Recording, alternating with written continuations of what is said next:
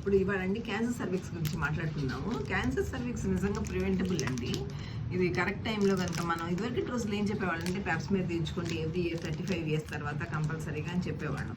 ఇప్పుడు అది కూడా అవసరం లేకుండా హెచ్పివి వ్యాక్సిన్ వచ్చేసింది.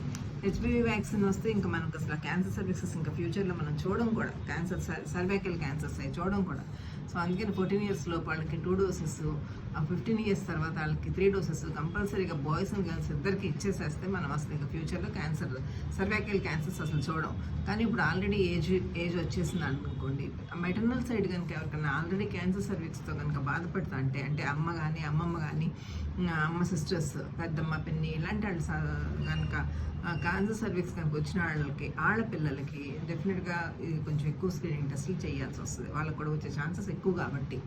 సో ఇట్లాంటి ప్యాప్స్మియర్ టెస్ట్ చేయించుకుని every year cancer cervix pre cancerous కండిషన్లోనే, అంటే బిఫోర్ క్యాన్సర్ వస్తుంది ఈవిడికి అని ముందే తెలుసుకుని తీసేసుకుంటే గర్భసంచి తీసేసుకుంటే ఇబ్బంది ఉండదు. ఇంకా అదంతా లేకుండా కూడా ఇప్పుడు మనం ఈ హెచ్పివి వ్యాక్సిన్ వచ్చేసింది కాబట్టి ఇంకా అసలు శాంతం ప్రివెంట్ చేయొచ్చు ఇంకా ఫ్యూచర్లో, ఇప్పుడు కాకపోయినా. సో ప్రజెంట్ ఆల్రెడీ కొంచెం రిస్క్ ఉంటాడు మాత్రం ప్యాప్స్మియర్స్ రెగ్యులర్గా తీసుకుని ఈ ప్రివెంటబుల్ డిసీజెస్ని డెఫినెట్గా ప్రివెంట్ చేస్తారని నేను కోరుకుంటున్నాను. Thank you.